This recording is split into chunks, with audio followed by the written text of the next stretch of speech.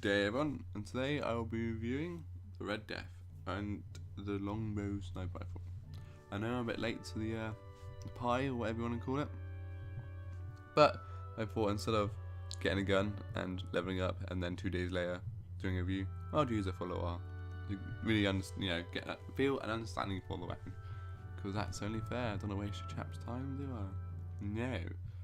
Right, so as we know, the Red Death is a legendary exotic pulse rifle, which means obviously you've got to take that in consideration, which is a high impact, good fire rate, low stability and low range pulse rifle, which on the on the table you can already see that this is going to be a close to medium range pulse rifle. Now, the perks are unflinching, which means when you get shot you dance around less, and Red Death, which means when you kill someone you start your health regeneration straight away, and I believe that the speed is linked to your recovery, so if you've got high recovery you'll regenerate your health quicker, and it also increases your reload speed by quite a substantial amount. Since the little buff pulse rifle's got, which is jolly nice because I'm a big fan of pulse rifles, this gun here has the ability and potential to get the 2-burst kill if you shoot them all in the head, which is particularly lovely when it happens. Because of the stability of this gun and the range, it's more likely to happen at close range, which then makes it more difficult, because I believe personally getting that amount of shots at close range and people are sort of jibber-jabbering around is a bit more difficult. So you don't use this weapon with that as the purpose. It's nice when it happens, but you're not going to be able to rely on it, because most of your kills will be 3-burst kills, which due to its fairly high fire rate is not too much of an issue. This gun, like all exotics I believe, well apart from Patience Time, has only one sight, scope, whatever you want to call it, which for this gun is perfectly fine because it's a close range gun. The nice clear iron sights are pretty much ideal, no point changing them anyway, so no question about that. The other perks are not so, that's personal preference, things like let you aim quicker, swap weapons quicker, that's purely personal preference. I go between aim quicker and swapping weapons quicker, it's just personal preference. Now the question we all want to Christ's sake. The question that we all want answered is whether this gun is any good. Well, I think we all know that this gun is pretty good. We've all come across it.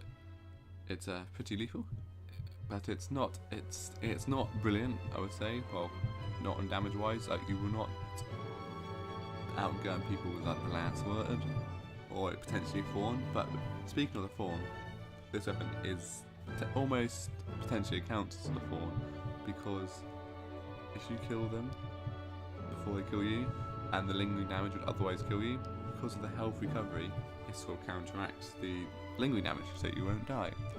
But saying that, the Fawn is still a pretty lethal weapon and you will still suffer the lingering damage during the fight, so it sort of balances it a bit and brings the Fawn back down to level, which is useful because Fawn it's not a hugely popular gun. I don't see everyone around with it, but if there's one good guy or woman on the other team using a Fawn, and it can be a bit of a thorn on your side.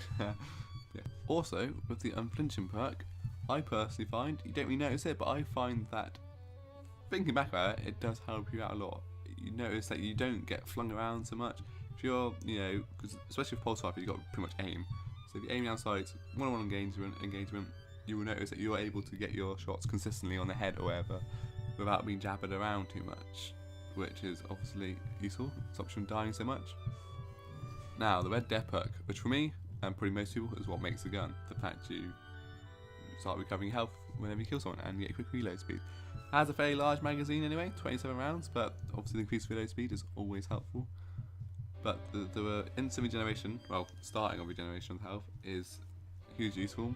We've all been there, you're in a gunfight, kill someone, and then some other chump runs in, guns ho, and shoots a pellet at you and you die because you have a sliver of health.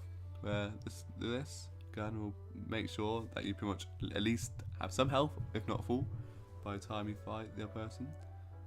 Along with the fact that this gun is actually pretty useful at killing people, it makes this perk quite useful. Unlike the Bad Juju, where the fact that you get instant reload is nice and increased damage, but even after the patch, the damage is quite lackluster, so you will struggle getting the kill in the first place. Where this gun, you will not struggle to get the kill to get the bonus. So in that sense, it is very useful. But what people forget most about this game when doing reviews, and not just with this gun or any gun or whatever, is how the gun interacts with your secondary. Because in this game, it's not like Halo or Call of Duty in most states. It's just as much about your secondary as your primary. For a lot of people, their secondary is their primary, which is rather annoying when you got those chumps running around with shotguns. But I won't hate on you too much, only a little bit. Because as you can see in this video, I snipe a lot. I will, at close range, pull out my sniper, shoot them once, they will start shooting me. I will then change to my primary and then finish off the kill. Having the Red Death is perfect for this, because you will change to your primary, taking shots from the chap or lady shooting you. Kill him with Red Death because they'll be weak, either from your shotgun or sniper rifle. For me, sniper rifle, and then the Red Death will heal you, almost, heal you almost instantly. So you'll be ready for the next chap or lady that runs around the corner. So for me, in that sense, it just perfectly interacts with my primary and secondary. And as I can pretty much see in the video, I even on Anomaly, which is a map full of shotgun people, which is annoying, you can still get away with using this combo, a sniper rifle and Red Death, because of the regeneration ammo. Regenerating health. You'll see quite a few circumstances where I've been able to keep firing because I've killed someone and then health regenerates. So overall, because of the fact that it's a very lethal weapon and the perks and the way it sort of has a cohesion with your secondary, I would recommend this weapon to anyone. It is definitely a part of my repertoire now, and I've used it for the last couple of weeks. I think my average kill death ratio has been at least between 2 and 4 and 5, something like that. It's a pretty useful weapon, I find. And I would recommend everyone out there to use it because it's a good weapon without feeling so cheap. I like using last word, but if I kill someone in like 1 second, I feel a bit cheap for doing it. My soul slightly dies every time I kill someone with it. And the fact I kill them doesn't quite make it worth it, in my opinion, sometimes. So using something like the Red Death is quite nice because I don't feel like a dick using it. And finally, I'll give a quick little thought on the sniper rifle, the Longbow, which you get from either the Crucible or Vanguard, not too sure. Previously I was using the LDR 500, which is very similar. I think the stats are pretty much the same, apart from it has arm piercing round, which I don't use personally, and since the nerf, I don't think it's that useful. And it had less rounds. The main reason I upgraded to this gun, the Longbow, was because it had the field scout, which gave 6 rounds, which obviously the more rounds you have, the more you can shoot, the more lethal you are, the more people you kill. I personally see it that way. And also, because it has the field scout, it increases your reserve ammo, I think. So I will respawn with a lot more ammo and get more ammo from the green boxes, which means there's a lot less running around between boxes, which I personally found using 4-round snipers like Patience of Time and the LDR 500 that I was doing that a lot, running between boxes. And also, for me, a sniper rifle for PvP has to have the Ambush SL25 scope, whatever it is, the lowest zoom one. The Patience of Time has one that's the same, the custom scope optics, but that means you have to have 4 rounds, which is the thing I don't want. But yes, this sniper rifle has that, so for me, yeah, it fills that criteria because that is a necessity.